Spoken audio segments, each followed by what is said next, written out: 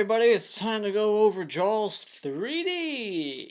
Put your 3D glasses on and watch this review, because I'm coming at you in 3D.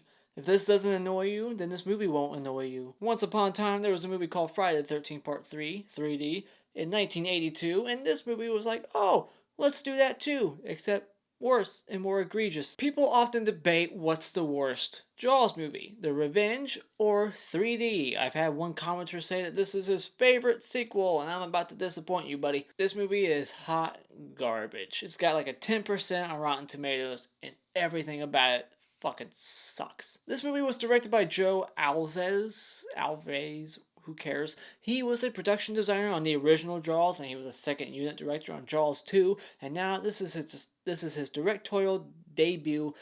People are usually not that good on their first movie, but some people are great. You know, Jordan Peele was good on his first directing debut. Ari Aster, when he made Hereditary, very great. This guy is not those people. He's fucking terrible. This movie is shot terribly. Originally, Joe Dante was tapped to be the director, but scheduling conflicts. Too bad. Maybe he could have saved this film just a little bit, but we didn't get him. We got Joe Alvez. Now, this movie is about the Brody children who work at, one of them at least, works at a SeaWorld in Florida.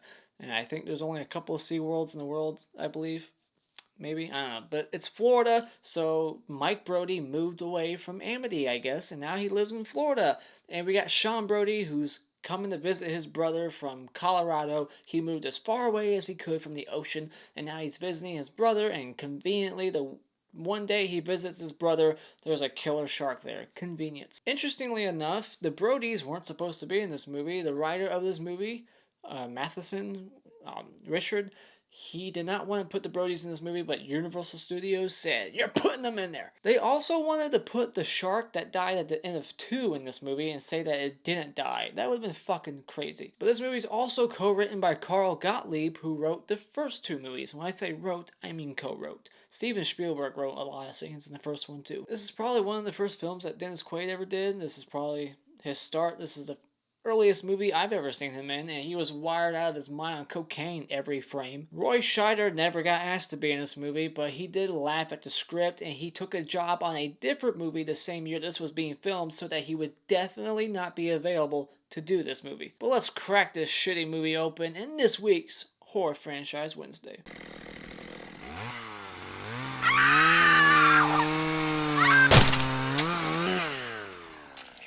Jaws 3D. The little things that I can look at as good things about this movie is that it has a couple of good actors in this movie who became bigger stars. We got Leah Thompson from Howard the Duck. I know a lot of people hate that movie, but I grew up loving it. And of course, Back to the Future trilogy. She's Mrs. McFly. And I'm sure she does a lot of other stuff. But those are the big things that I know her from. And then, of course, we got Dennis Quaid, the cokehead. This movie has a very promising premise. It's something that was done a few years ago on Piranha 3DD, where the piranhas attack a water park, a splash park. And that movie was done how this movie should have been done.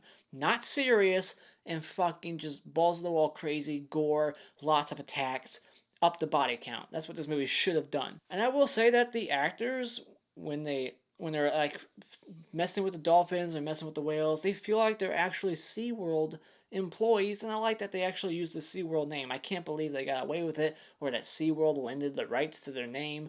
It's like, it's not good PR to put your name in a movie where they're saying that there's a killer shark at your park. But yeah, I like that it feels like they're really who they say they are. They work at SeaWorld, they work with these dolphins, they use real dolphins, they use real whales, real footage of them, and it's good there. That's it.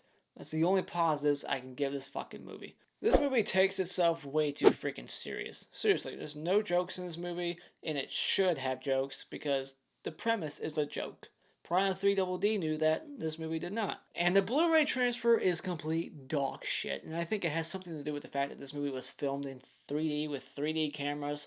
It's very brightly lit because that's how you have to make 3D movies. That's why Friday the 13th Part 3 is mainly the daytime and they're always at that barn. And because it's 3D, the movie ages poorly when you see these horrible CGI floating arms, floating jaws, floating shark bits, octopus limbs, skeleton hands, bulging eyes for 20 seconds on end, just always lingering on screen. And when you're watching it in 2D, there's no reason to look at it for that long. There needs to be a 2D version of this movie where all those shots that linger are like 10 times shorter. Now let's talk about the sharks. Alright, that's right, sharks. There's two. There's a baby shark, and then there's a real mama shark. And for some reason, this movie thought we were so stupid that the fact that there's a mama shark was a twist, and they really do go for it. Like, oh my gosh, did you know that sock puppet that we call a shark in this movie that was attacking them in the first half was just a baby shark, and that there was a real shark, that the big mama one? No shit. I'm not fucking stupid. And when they show that baby shark attacking them, like I said, it's like a sock puppet. It just attacks them it's on a projector, and it can only go like one motion. It doesn't have free range. It's not robotic. It just attacks them and just goes straight at him, and it like rejects fat. I don't know. It's so fucking stupid. The director did not know how to shoot these sharks. He didn't know how to shoot the shark attacks. There's a guy who gets eaten, and it's like, wait, he got eaten? I didn't see shit. You see like the shark pop up, and then he freaks out, and then there's a limb. And it's like, oh, thank you. I'm glad I saw that. But yeah, that baby shark looks fucking horrible. Horrible. And then the mama shark, she's always smiling. Like every time you see the big shark, she's always like opening her mouth and like making this little snarl sound, like this little growl. Not quite a growl like Jaws 4, but close. And it's just ridiculous. And she's fucking slow as hell. Like, there's certain shots, like her fin's going fast above the water. But when you see her, she's just like going like 2 miles an hour. This is like the Dick Warlock shark of this franchise. It's slow as hell. And there's even that moment where like they go in that room where you shut the door and the water like decreases and like goes away. It reminded me of Dick Warlock in Halloween 2 when he's like following Laurie Strode to the elevator with the scalpel, and then at the last second he like tries to get in there. That's what happens in this movie. We got Dick Warlock shark chasing Dennis Quaid and his girlfriend, who will be called What's Her Face throughout this review, because I don't know her fucking name, not memorable. But they go in this little elevator thing, this little shaft, and at the last second the shark, Dick Warlock shark, sticks his face in the fucking door trying to get in, but it's too late because it's slow as hell. Sharks swim like 45, 60 miles an hour. This one swims like 5 miles an hour. We got the Brodies in this film, right? Okay, we got Sean Brody. He comes in for what? Nothing at all. He's just like in here. Leah Thompson is in here, and then there's like this little love relationship they're building very quickly at a bar one night, and then that goes nowhere. They're gone. And then they pop up all of a sudden to get attacked by a shark, and then they're gone again, but they don't die, they're just gone. If they're not going to be a focus, and that's a Brody, that's a fucking Brody we're talking about. If he's not going to be in focus in this plot and to help drive the story forward and to do something, why is he here? He didn't need a visit from Colorado at all. And then they just do this random scene to up the body count where these two thieves are going to the water park to steal coral or something. And then they just die off camera. But the way that scene progresses is with no tension at all. It's just like, all right, they're gone. Boom. Didn't see the shark. Nothing. Just fucking nothing. There's no tension building in that scene at all, and it's completely pointless. So, Mr. Twig Award right there for worst kill is that scene right there. Now let's go back to the shark. All right, they use footage, once again, of real sharks as if I'm supposed to look at that and be like, yep, that's the shark we've been following. No. That's the real one. That's the fake one. That's the real one. They keep jumping back and forth. And every time they show the real shark, it's sped up footage. Like, just speed up. Like, just like fast forward. And it's so obvious. And it's dumb. And then there's this underwater lagoon, part of like SeaWorld, right? And there's all these CGI shots, all these faraway shots where you're like seeing them go through like the water tunnel. Every CGI shot in this movie is clearly CGI or like a green screen. So it's got that like grainy look, and that's when the Blu-ray transfer gets even worse, is whenever there's like a CGI or a green screen shot, you can tell. It's horrible. You can see the outline.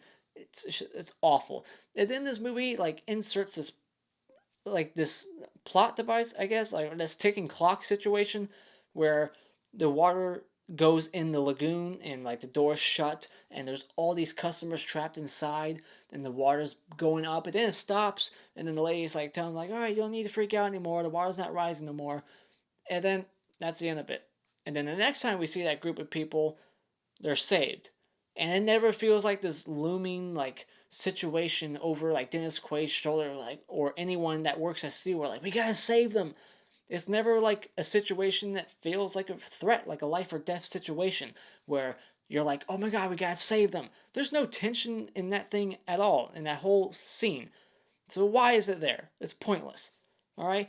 That they try to like take the focus away from killing the shark to save these people, but it never feels like they're trying to save these people. They're still trying to kill the fucking shark. Horrible performances from a lot of people. You got these two Australians that come in to take pictures, and I guess he brought grenades just in case a great white decided to show up. I also just want to point out that Sean is the one that's mostly scared of water, when Mike is the one that should be scared of water the most. He's the one that's been close, almost attacked in the first one and the second one, not Sean. Secondly, if you're so scared of the water like Mike should be, why is he working at SeaWorld? He shouldn't be working at SeaWorld. That's just convenient as fuck. This movie is just boring. It doesn't do what it should have done. It has an interesting premise, but it fails on all fronts. All those CGI shots, the 3D thing, the shark going towards the glass, it all looks awful. The shark looks awful. It's probably the biggest one so far. It's probably like a 35-footer, they said. But just because it's big doesn't mean the movie's awesome. And it never feels like there's actual panic at, SeaWorld when shit hits the fan and they finally see the big mama shark for the first time, and Dennis Quaid's running around crashing and like stealing like, popcorn machine cars. They're like delivering popcorn. No one else is freaking out. It never feels very chaotic. There's not a lot of havoc. The attack is just like bam, bam, bam. Like the shark's swimming over here, and these people freak out for a moment, and the shark swims over here. These people freak out. The shark's not eating anybody. What the fuck? And then the shark conveniently goes over here and sees Brody and Leah Thompson and attacks them very quickly. But it does what the shark did in part two, and it just nicks Leah Thompson in the stomach. Like, oh, I'm just gonna get a little taste of your stomach, your leg right there. What the fuck? And then the shark's just gone again. Like, there could have been so much carnage there. There could have been so much havoc. But there's nothing. There's no impact to that scene at all. It doesn't like it doesn't build tension. This whole movie is just a complete failure. This movie just gets worse every time I see it, and I've seen it a handful of times. I thought this movie was decent growing up, but holy shit, it just gets worse and worse and worse. Sorry, buddy, who said that this was your favorite sequel of the Jaws franchise, but I gotta say, when it comes to Jaws 3D, this movie is complete wasted time. The hottest chick award goes to Kelly, played by Leah Thompson. It's a shame we didn't get more of her. She should have been in this movie more, but this movie sucks, so she wasn't. I don't have a favorite scene. I really don't. This is the first video where I will not give a clapper award because every scene sucks. Period. Alright, I guess we'll do a quick spoiler discussion. Go over how stupid this movie really is. Alright, so shark breaks in through the gate. Now they gotta fix the gate. Guy goes down there, tries to fix it, gets eaten, shot poorly, terrible. His body shows up later. It's all used for 3D effect. You gotta look at the dead body for like a good 30 seconds. It's terrible. He's got that arm floating in the it's not a river, it's an ocean. And it's just sitting there for 30 seconds again. More shit just floating in your face, and it looks fucking awful. And the fact that nobody could find his body for like 2 days straight, get the fuck out of here. So, what else happens? Balance game at bar. So, I learned a new game, a drinking game. You go to the bar and you like hold hands with each other and you like push. Seems very aggressive. Leah Thompson's awesome, I guess, at it. It kind of reminded me of the girl in Indiana Jones. She's like really good at drinking games, and I don't know. That's what it reminded me of. Sean calls for 2 beers. She's like, 2 beers. Like, that's going to work. It's a crowded bar. I didn't see a bartender in sight, and you're just like, 2 beers. To like Lisa. Like in Glorious Bastards. I don't think a bartender heard you, and they never get their beers served, so just saying. It's not a bartender in sight. Mike and girlfriend drinking and driving. Drinking and driving. Don't condone it. It's terrible. Sean doesn't recognize Mike's voice when he's like pranking him. Mike played by Dennis Quaid. He's using a bullhorn and he's like, "You there, get out of the water." Cock blocking his own brother. What a bitch. But he doesn't recognize his brother's voice on the bullhorn. Whatever. This bullshit. 2 thieves get killed off camera. Stupid. No tension at all. I already said it. It's fucking terrible. But then after they die, their raft conveniently like pops and then sinks to get rid of the evidence. The shark's getting rid of evidence now. It's a smart shark, like Deep Blue Sea. Okay, so then Mike and the girlfriend go looking for the dead guy, but they find the shark instead, the sock puppet shark, and it attacks them. And then the British guy comes and he wants to go kill the shark. He's like all of a sudden like trigger happy. He's like, let's go kill it. And then the other girl's like, no, let's keep the shark alive. And then they capture it and they put it in this like fucking like this little pond area at SeaWorld that stingrays would be in. Like shallow ass water. What the fuck were they thinking? Of course it died. Morons. And then like when like Mike and his girlfriend, what's her face, first encounter the shark and they get out of the water, after clearly seeing that it was a shark, Mike, who's a marine biologist or should know a lot about sharks and fish and whatnot, he works at fucking SeaWorld. He's like, what was that? It was a shark, dipshit. What kind of fucking question is that? And then later on, Carl something Jr., the actor, the main guy who owns SeaWorld in this movie, after they all get out of the water, after capturing the shark, Dennis Quaid clearly does like a head count. He's like, all right, we're all here. We're all fine. And then that wasn't enough, I guess. So the other guy's like, all right, but are you guys all fine? It's like, he just fucking said it, you dipshit. Are you listening? It just makes no... It's stupid.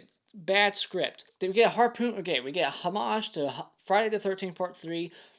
Dennis Quaid, he's got the harpoon gun, and he looks right at the camera, shoots the harpoon right at the camera, just like Part 3 of Final the 13th. So, this movie's ripping off other movies. That's another reason why it sucks. So yeah, Calvin, that's his name, Calvin. He asks, is everybody okay? Stupid ass. And then, it was a baby shark. Yeah, I can't believe they thought that was like a twist. The fact that was a baby shark, and then there was a mama shark.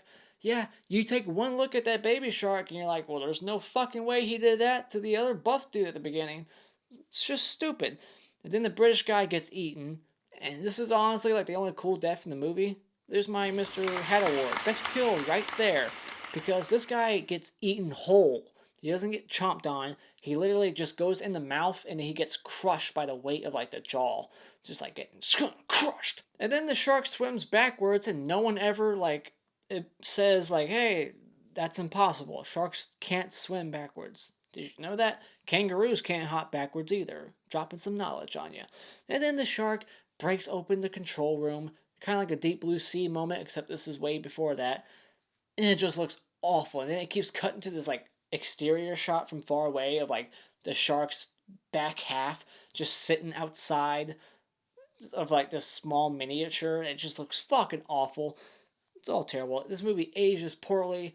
I know I shouldn't blame it for aging, but there's ways that you can shoot this movie and make it work. Jaws doesn't age that much because it's shot properly. This movie, ugh. And then the nephew of the owner gets eaten, and it cuts away, and then when it cuts back, it's a fucking mannequin dummy just getting eaten. It's so hilarious. It just looks so fucking fake. And then that's really it. They blow up the shark. How creative. We've seen that before, the first movie. And at least the second one did something different. They electrocuted it.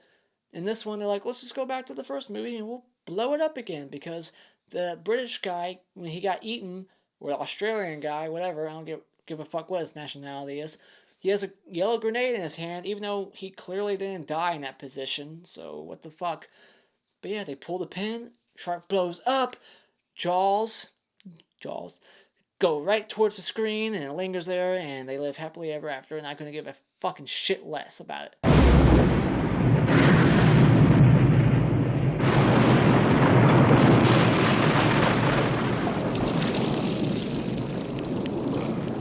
So yeah, those are my thoughts on Jaws 3D. What did you think about this movie? Have you seen it yet? Don't watch it. It's terrible. Post your thoughts of this movie in the comments below. Keep an eye out for my Jaws the Revenge review next Wednesday.